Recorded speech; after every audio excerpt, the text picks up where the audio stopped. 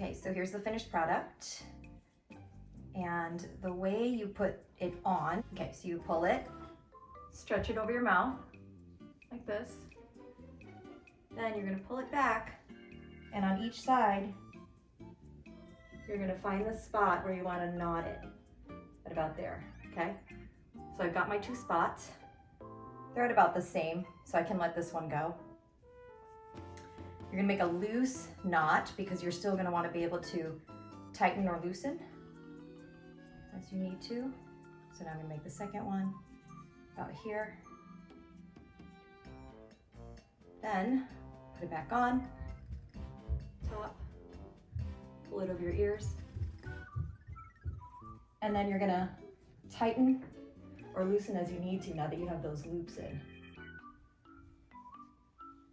Boom.